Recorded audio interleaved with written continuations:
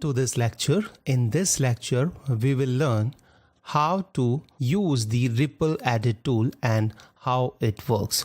So this is the ripple edit tool which you can access by clicking on this icon, or you can simply press B on your keyboard to have the access to ripple edit tool. This tool is basically the most frequently used tool, and this tool is very useful.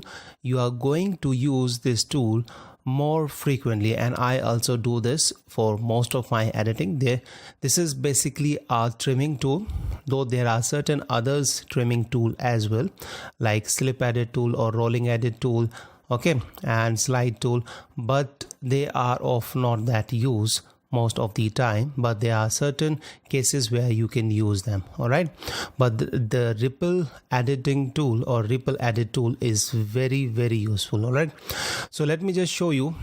I have a sequence. I have created one sequence, and in this sequence you can see the footage. First footage is of deer, and you can see that this deer is walking, and then this black buck comes under the trees, and then these two children are fighting, and this person is hitting on this child, and then this is a normal screencast. Okay, and so I have compiled this, and now I want to make changes. I want this black buck to remain here when this person hits.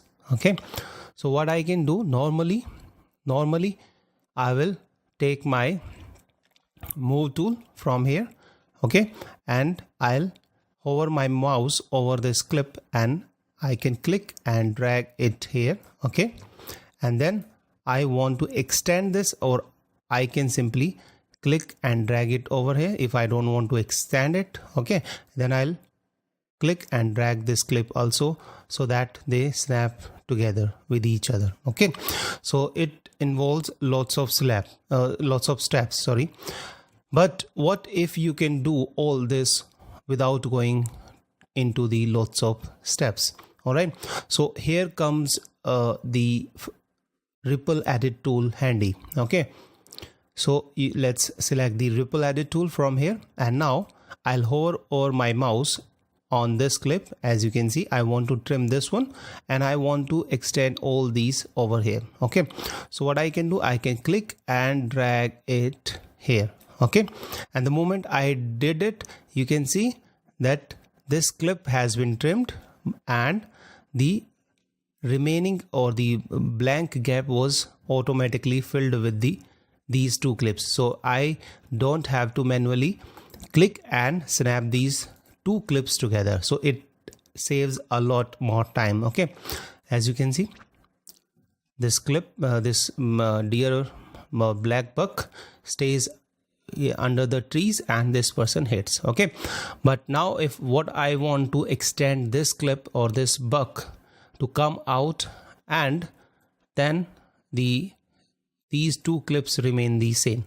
So what I can do, again I can hover over my mouse on this clip and click and drag it over here, and as you can see, now it has been extended. So if I'll see the preview, you can see this black buck is coming out, and then this person is the children are hitting each other. All right, and if I want to extend it even further, I can extend it. So you can extend these only up to the length of the clip. Okay, so if the end of the clip is something like, let me show you this, and this is the maximum I can extend this clip, and if I try again, you can see I cannot extend it even further. All right, similarly you can have you can use this to trim this part of the clip or any part of the clip. Okay, and drag it over here. So this tool is very useful. I hope you have understood this tool very clearly, and if you still have some doubt, try to do the practice. Okay, and practice it, and then you will be able to learn it. Okay, or you will be able to understand it properly. And if you still have any question, you can leave that in the comment section or community section, or wherever there is a comment option. under this course. Okay, so thank you so much. See you in the next lecture.